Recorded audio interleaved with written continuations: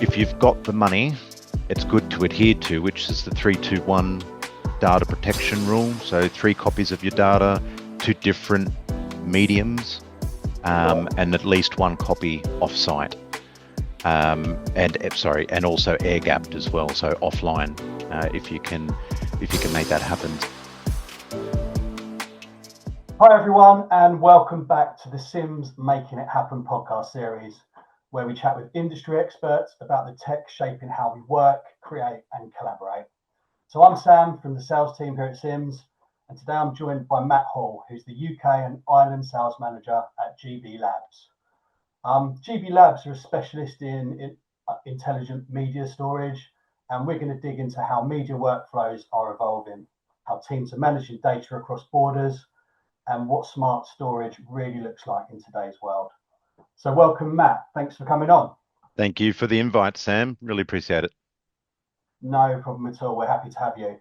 So Matt, let's start with the big picture. So media workflows have changed a lot over the last few years, especially with the rise of remote collaboration and higher resolution content. So from your perspective at GB Labs, what's driving those changes and how are storage needs evolving to keep up?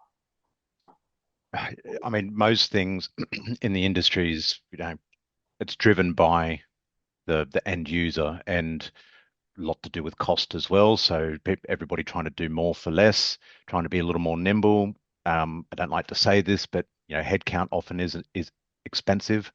But yeah, the changes are led by our customers. So our customers come to us and say, we've got a bit of a problem. We were trying to solve it this way, or they are solving it in a particular way. And we come to them and say, well, how about trying to think about a different way of working? There's lots of examples where people are, sort of shipping hard drives around the world and things like that, which there's just different ways of working now. Certainly with cloud technologies and cloud storage technologies, we can offer a very hybrid workflow for people working out in the field and things as well. So, and the high resolution content, GB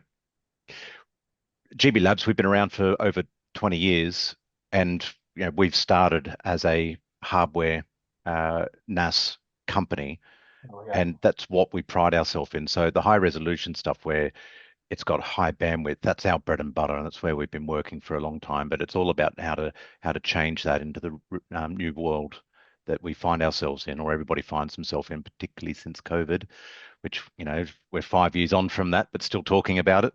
But it really did change everything, didn't it? I mean, you and I are currently, well, I don't know where you are, but I'm certainly at home. So that's one major change that everybody's moved to, and it's it's stuck in a lot of cases. So we just have to be flexible and evolve. And as a company, we have. Sure. So I guess what ultimately it's been pretty organic for you guys, yeah. So that the changes that you see are just ultimately driven by your clients, by the end users, and by the people who need to use your technology. Absolutely. Excellent. That's good to know. So I guess we're seeing more and more. I mean, like you've just kind of mentioned there, we're seeing more and more teams working across different time zones and different geographies, especially now everyone's working remotely a lot of the time. It's great for creativity, but it can be a bit of a nightmare for like workflow efficiencies. Particularly in media companies, how are they kind of managing that complexity, and what role does intelligent storage play in making it all work and making it all come together? Mm. Look, traditionally, if you had people in different time zones all working on the same content, you would have, there would still be either somebody using an accelerator tool to move content back and forth. To do that, it takes time. If you've, in the media and entertainment work space, single files are gigabytes in size, sometimes larger. Sure, To yeah. move all of that content across to somebody else so they can work on it, and then it gets sent back, the changes get sent back. There is high volumes of data, and there are products out there that help accelerate, and there's it's horses for courses in a lot of ways. But what we do is, we help people, help companies sort of bridge that gap, so you don't have to move so much content around and have more of a single source of truth that is in a centralized location. So you'll be able to get the content down at a block level as opposed to an entire file and bring it down. So, we've got a product called Nebula NAS, which is exactly that workflow. As I said to you before, we've been a hardware company for 20 plus years, but Yeah, um, and we still do that. But we've got a product called Nebula NAS that is uh, our our cloud collaboration product. So you can use it by itself or you can add our hardware to it. But what it really does is add that flexibility for these remote workers in different time zones. You go and put the content into Nebula NAS and it's just freely available for everybody to use. And some may argue, how different is that to using like a Dropbox or something, yeah, Google Drive. Again, not having a go at those guys. What they do is great. Everybody uses OneDrive, Google Drive, Dropbox in their day-to-day life, and it works phenomenally well. But again, that same problem that I was referring to before is if you've got gigabytes of files that you need to work on, you can't sit there and wait for things to come down, via an internet connection all the time. And what we do is offer a way of being able to, get a video file, drop it onto a timeline. And when I say timeline, not assuming all of your audience are media and entertainment audiences, but if you have like an edit application and you put something on into that application, you don't look at the whole video file. You might put a 6 hour cricket game or something like that, and one day match or something like that on the timeline. You don't want to download the terabytes of data that are required for that.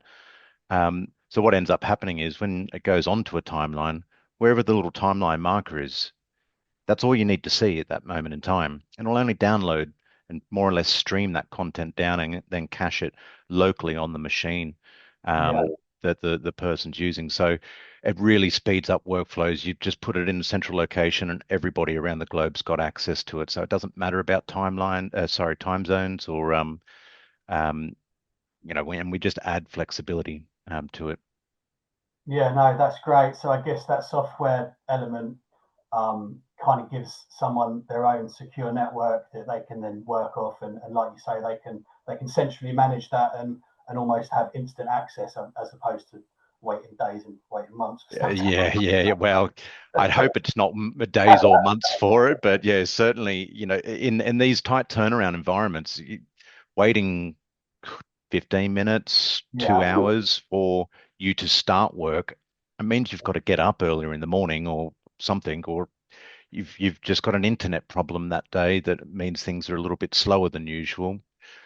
It ultimately impacts productivity. So, what we put together in our product suite is it just helps people move along and be able to get their work done in a much more efficient manner.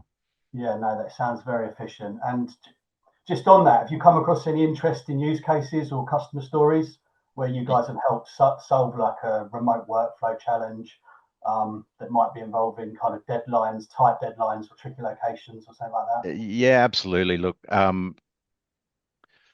there's heaps.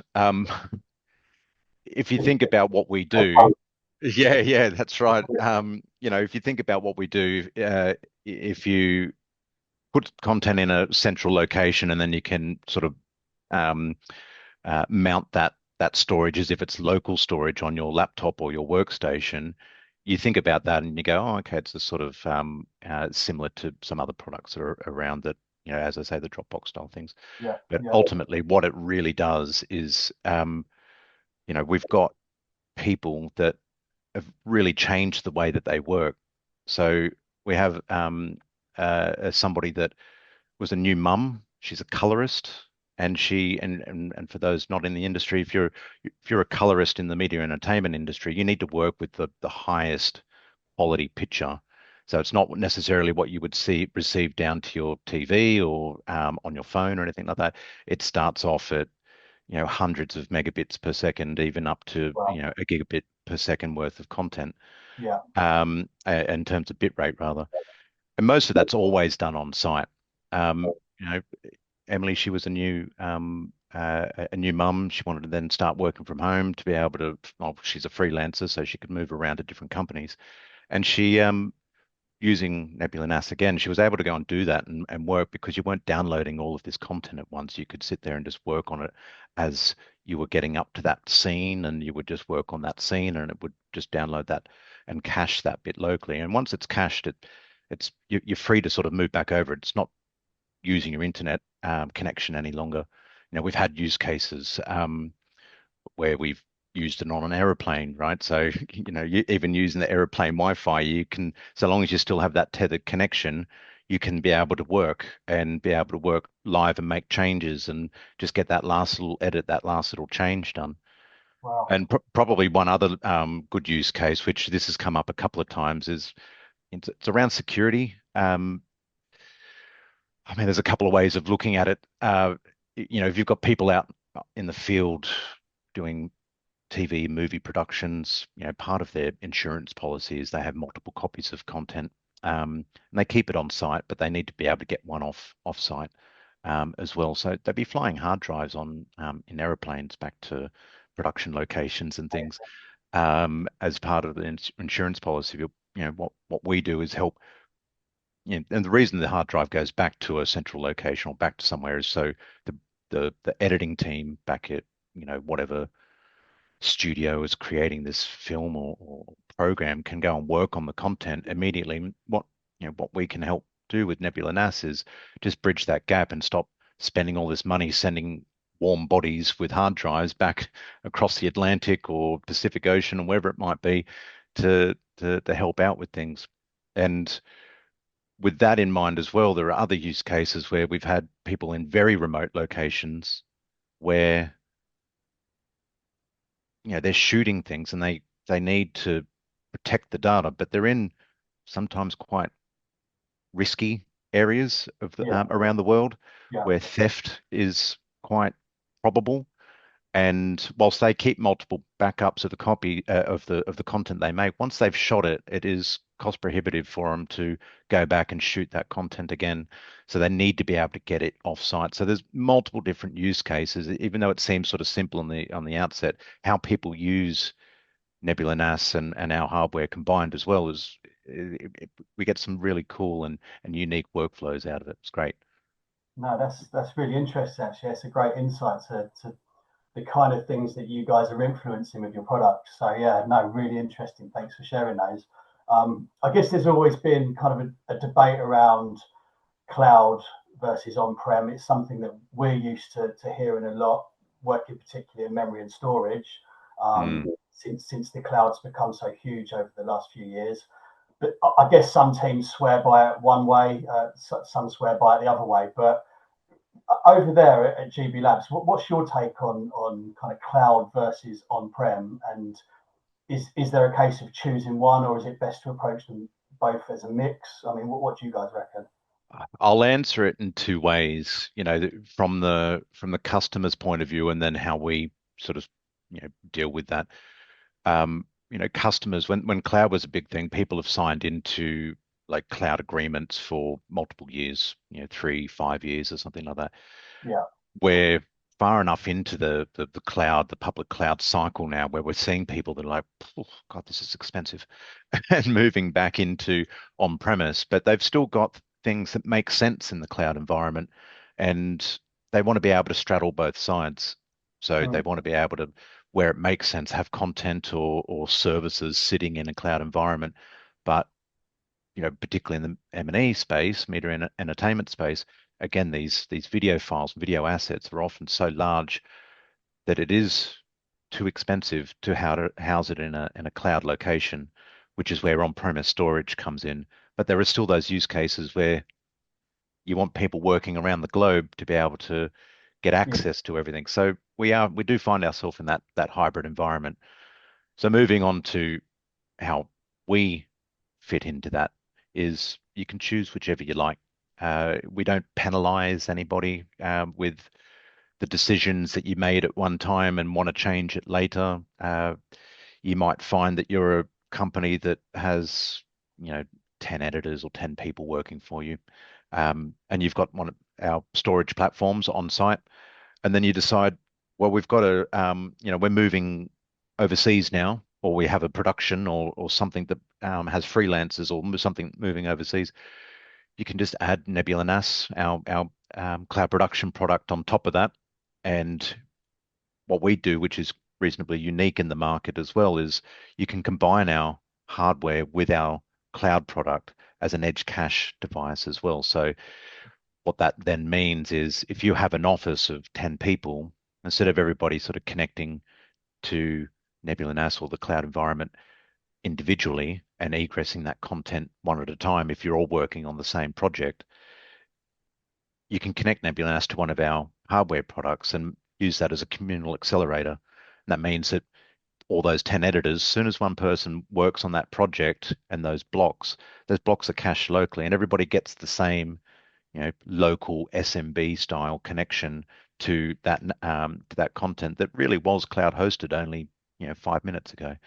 Wow. And yeah, it really helps speed things up. Um, uh, or you can start from a cloud environment where there is, your company may have no fixed address, and uh, everybody just works individually. But then you suddenly just realize that you've got a production coming up or something, or you like, do you know what? We're getting big enough. We should all move into a little office now. And there's still only a few of us, or maybe you're getting bigger and bigger, but you can go and add some of our hardware later. And within that Nebula NAS environment, we do have like a cool little edge accelerator. We call it Nebula NAS Nitro, and it's designed to be small and portable and good for about 5 people in an office working on some content. I say 5 people. It always varies because everybody's um, video formats are different that they use for their production and things. So yeah, the edge accelerator is super fast. So we can save 5 comfortably. 15 might be a better number, but Right. Okay. ultimately it's just a little device that we can put on the side, and we don't penalize. You start on premise, you can move to the cloud, start in the cloud environment, Nebula NAS, move back on premise, have a hybrid of the both, split it up, have some of that's dedicated to on premise only, and blah blah blah. We've got. Let me know. We can solve it any way that you need to. Yes, ultimately, look, you're working with them and what they need, and deciding on where data goes, whether that's cloud or local. You're there to be able to help the customers make those decisions, right? Yeah. Um, and I guess between all the solutions that you've got and everything that you're offering, there's always going to be a smart way to balance performance, cost, and security for your customers. Yeah, yeah. And as I say, we like to pride ourselves on not penalizing somebody for making a decision that made sense at the time. They can Yeah, still change that decision and it still makes perfect sense for them. perfect. No, that's great. Um, I mean, I just briefly mentioned security then, and I know it's something that you've already kind of covered a couple of times, but it's always a massive topic. Of course, it is, especially when you're working with data, especially with like high value media assets like you guys deal with. Um, in terms of security risks in media workflows, like today, how do you guys at GB Labs kind of help teams to stay protected in that area? Mm. You know, if we talk about on-site only, you know, our products, our NAS products are as robust and up to date with security vulnerabilities and things as possible. Um, I mean, I would always recommend for on-premise situations that everyone keeps changes default passwords. That's just general cybersecurity um, best practices. But when we move into that remote collaboration area where you're suddenly moving outside of that closed environment that you should have firewalls and things and working on premise. But as soon as you've got people out of the office, that's where you start to see more security risks Yeah, and more entry points for people to start trying to weasel their way into networks. So certainly on our side, uh, if we talk about Nebula NAS, we use public cloud providers, so we are, the content held within them is as secure as it would be with anyone else. That's, uh, we work well on that side. But then on our side, when it comes to our client that would be on a laptop or workstation, if somebody's caching content down, if they're misbehaving or you want to be able to kick them off the network, we've got the full suite of tools to be able to audit what people are doing, how much content they're downloading. You think that might be a bit suspicious, um, and we can kick them off the network. And what that does is we can elect to go and clear their cache so there's nothing on their machine that they can get access to. But even if we don't do that, if we just kick them off the network, they're no longer authenticated. And when they're not authenticated with us, that data that's sitting in that cache that's sitting on their local machine, it's encrypted. And there's only blocks of data. There's not like a full a piece of the content. They can't make any use of that content that's sitting on their machine. If anything, it's a bit of a inconvenience for them now because it's taking up space, which in some ways might be a bit of a jab to them if you want to kick them off the network. I'm gonna take up some of your space on your hard drive until you find it. Yeah, You know. yeah, But yeah, we lock it down.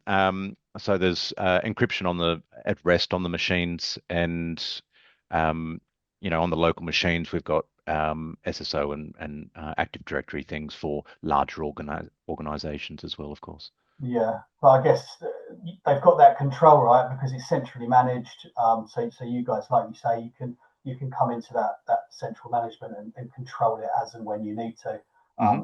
which is a great feature. Do you think there's any particular kind of features or practices that media teams in particular tend to overlook, but they shouldn't? I mean, it's not an area or an industry that we have a massive amount of contact with. Obviously, we do kind of inadvertently through the people that we work with. But in terms of looking at media teams specifically, is there anything that you think, oh, they've done it again? Why do they always do this? And you come in before that happens. I in a previous life, well, I've sort of found myself in storage even before GB Labs. I worked for resellers and I was at a broadcaster as a tech before that. Oh, okay. And through that journey, I've seen what is needed to protect, and I've seen things go wrong, and then I've seen what it's like when you don't have good backups, and what happens when you do have good backups. In a um, seen cyber attacks where there was ransomware and people have said, give us X amount of crypto coin or Bitcoin for and we'll unlock all your data, and the company said no, knowing full well they've got everything backed up already and it's air gapped. So there's the rule which, if you've got the money, it's good to adhere to, which is the 3-2-1 data protection rule. So 3 copies of your data to different mediums, Yeah, and at least 1 copy offsite. And also air gapped as well, so offline, if you can make that happen. So, if 2 different mediums, even if it's 2 different storage manufacturers, that way one of them may have a vulnerability and the other doesn't. But what I prefer to um, see as well is just having something that is offsite. So, at least having content that is, if you have a major outage in your business, in your facility, and again, I've been at companies where there's been fires in the rack rooms and things like that, and the company's just like, well, we can't do anything for the time being, and they had a full business continuity plan, which meant the company could keep operating afterwards. So, always make sure you've got a business continuity plan. It's not just how do you back up your data locally. What happens if you can't get access into your office any longer? What do you do to keep working? And there's a risk assessment there as well. Are you a big enough company with enough capital and to be able to sustain putting money into that sort of environment?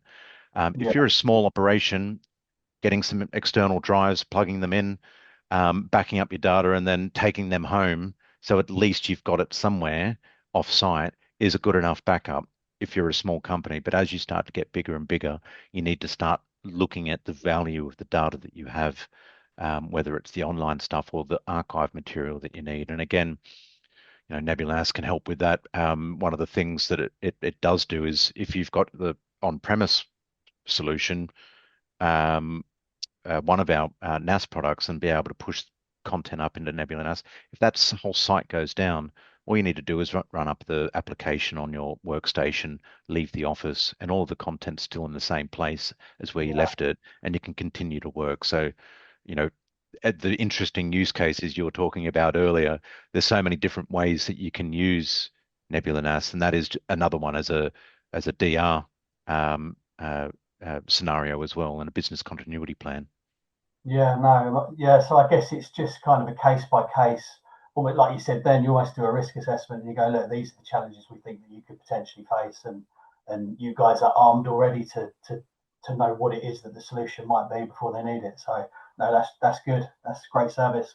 So if we move over to kind of looking at speed and scalability, we know it's always top of everyone's mind in many different industries. We've got 4K, 8K, and beyond now becoming the norm. So they're at GB Labs using memory and storage tech. How are you guys kind of staying ahead of the curve? Yeah, I mean, certainly what we do is keep our um, hardware up to date. So Yeah, every handful of years, we generally move through different generations of hardware, and that's staying in touch with what the industry needs. I know that there are NVMe products out there. Well, I mean, we use the NVMe products that are blistering fast. It's not really the NVMe product that is the bottleneck, or the physical storage item that's the bottleneck within an appliance anymore. It's the rest of the architecture that goes around it. There's more in the tank, so to speak. So yeah, we know we've got that, and we just make sure that from the memory side, we pair that with the latest generation CPU architecture and mainboard architecture. So when we do get new generations of particularly SSD and NVMe products, we can get maximum performance out of those products. But we are still also led by our customers.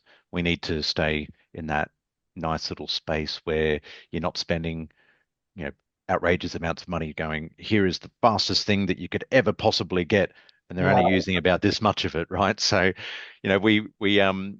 we we stay in a nice little space, and what we do to help with um, bridging some of the gaps, and one of the technologies we have, particularly in our hardware products, is we use a hybrid of both um, SSD or NVMe technology with a hard disk subsystem. So what that does is, it's a transparent tiering system, which nobody needs to sort of know what's going on under the hood. There is an algorithm for moving content up and down, uh, but what it does is you can get that sort of speed of NVMe for most use cases in an environment, but you've got the actual depth and the cost efficiencies of hard disk sitting below that. So again, horses for courses. There are some use cases that people need that pure NVMe performance, and that's how we architect it for that particular solution. Um, and then there are other cases where they just need depth, and having the depth of pure NVMe sometimes can be cost prohibitive. So we have a hybrid environment where we combine both hard disk and NVMe to make something really deep but super fast at the same time. So yeah. yeah, we work quite well. It's most of what we sell. Actually, it's been around for I think about 10 years. That type of Right. technology.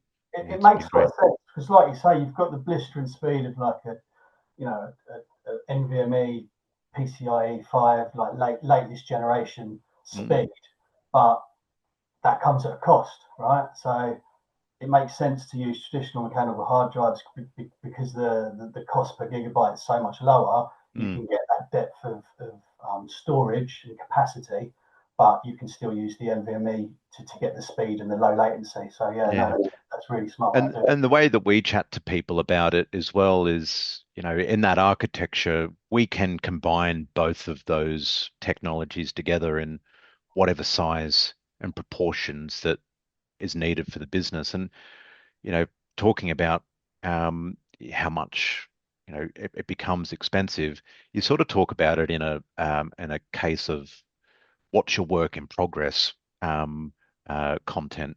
If you need 30 terabytes worth of NVMe space because that's what your 50 people in the office or 100 users in the office in a month or a week or something like that are working on. Hmm. That's the size of it. Maybe that's 200 terabytes, but you've got 4 petabytes worth of sort of disk behind it because that's just the depth that you need, and you want it to all be online at the same time without moving it between different tiers.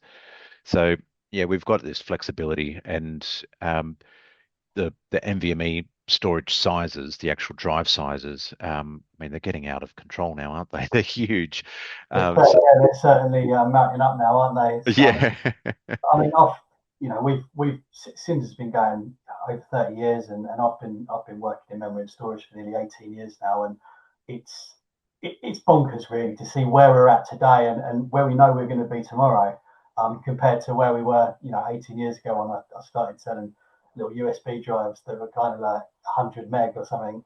yeah, And yeah, yeah, I mean it's always evolving, and it sounds like you guys are really keen on making sure the components all work together, and you can provide the kind of the flexibility to be able to balance what everyone needs. So no, yeah, that sounds great, and sounds like you're doing the right thing there.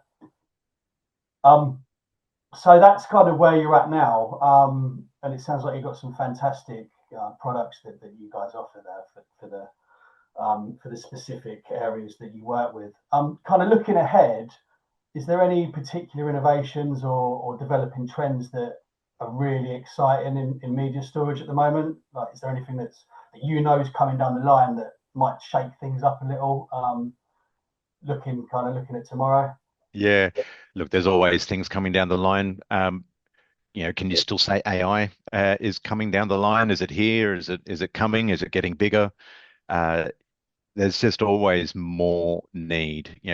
Content and media data is enormous, and what people want to do with that content continues to grow as well. So having that content sort of readily available is key, whether that's an on-premise or cloud environment as well. But in terms of hardware tech, there's the new, what are we on?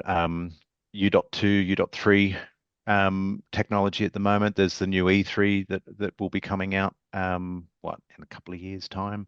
So it'll be interesting to see how like the market adoption for that once it's released. Obviously, the big hyperscalers take that sort of stuff first, and then we, as I'm not going to say prosumer, certainly that's not the space that we're in, but the enterprise companies start needing that sort of performance as well.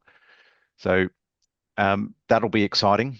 Uh, I am already blown away by the performance of the products that we have, particularly our pure NVMe products, and to Yeah. go and see that go even faster again, it's just outrageous. I mean, It's crazy.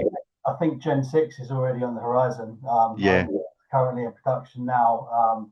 As you said, it's the form factors that have been coming through. We've gone from obviously traditional SATA was always 2.5 inch. Then we kind of went to the M.2, like 2280, 2230 form factors with the NVMe interface. And like you said there, now the U.2, U.3 seems to be the form factor that everyone's kind of driving to kind of design into their products now, because Mm, it gets you that low latency, it gets you that blistering speed, but you also have the ability to store more on there. And I think there's some U.2 upwards of 100 terabytes now, which is if you told me that 5 years ago, I would have laughed at you. I know. I think I heard it 160 or 120 or something like that Yeah, at a show recently, and I just sort of blinked vacantly for a little moment and then came back to the conversation.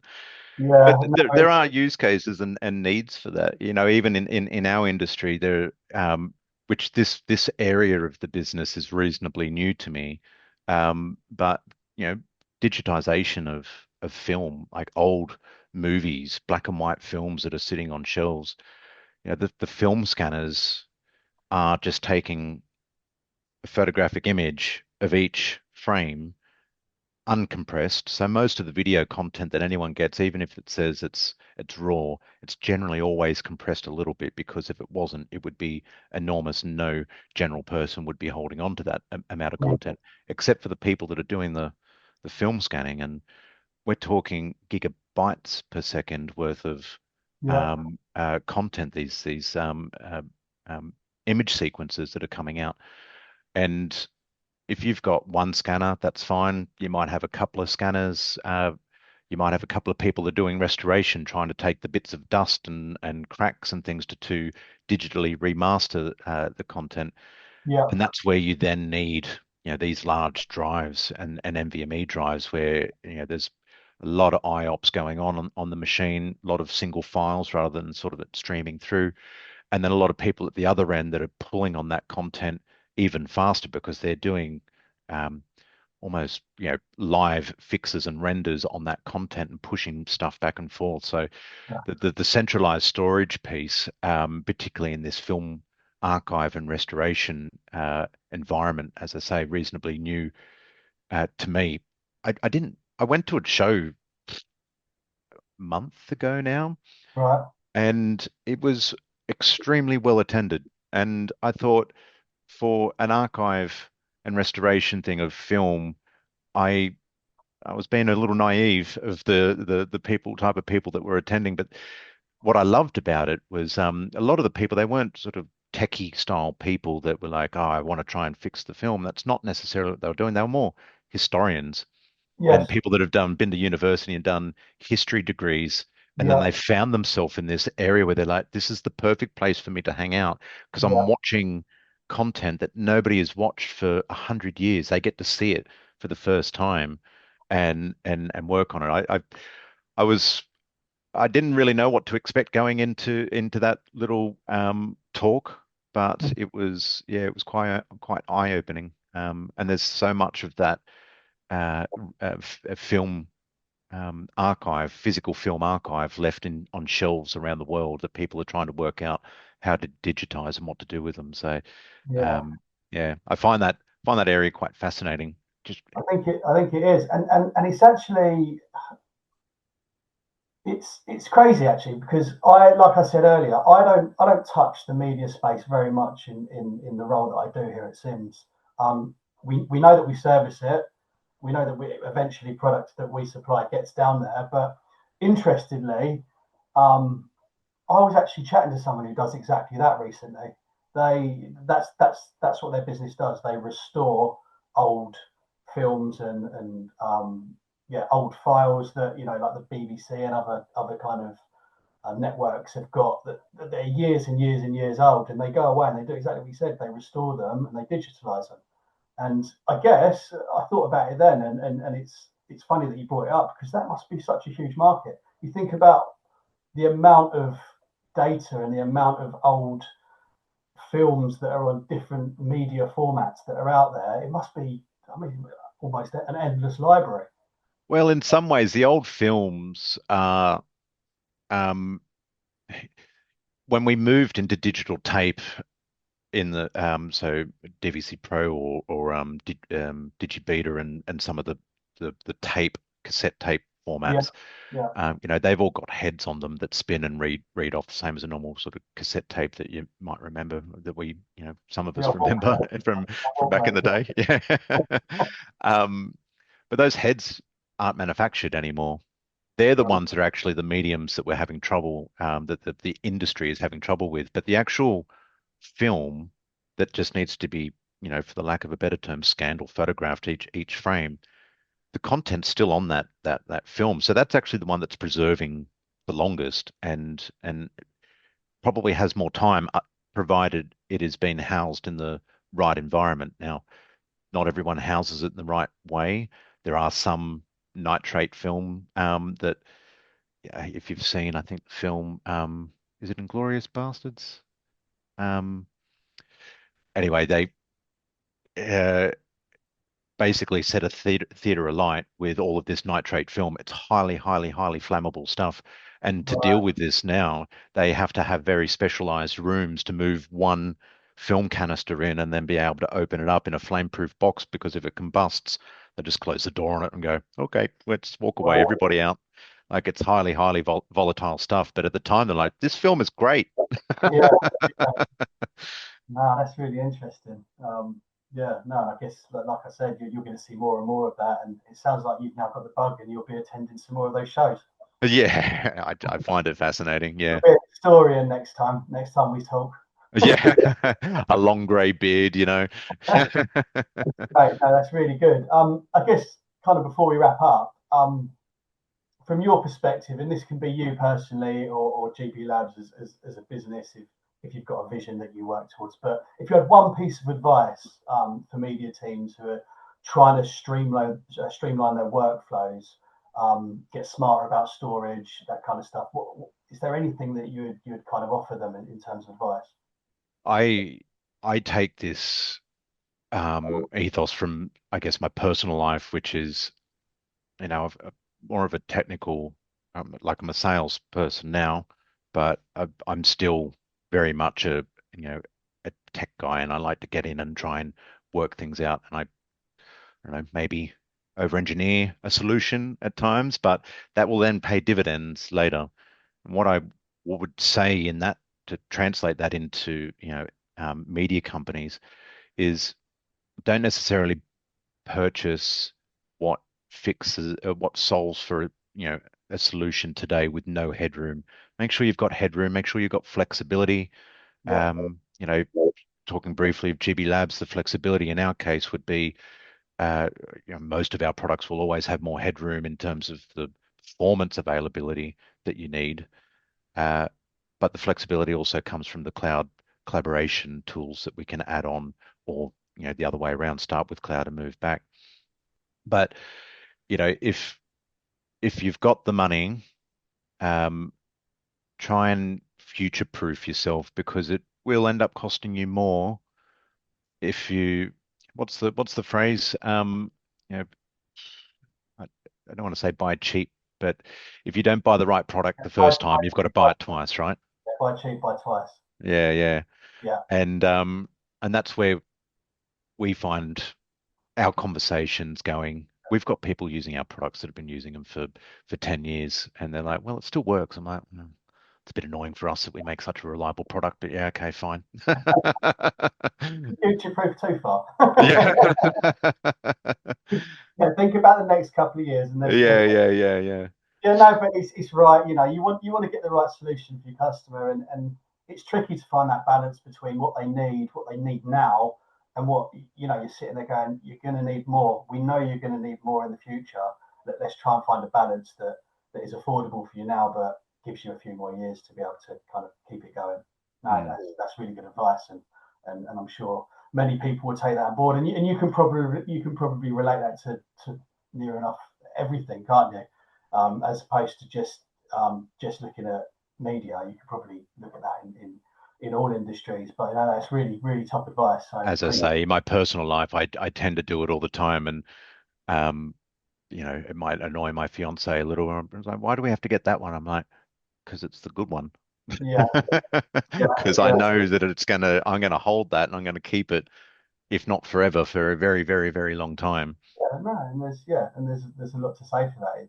It's a smart way of looking at it. No, it's good.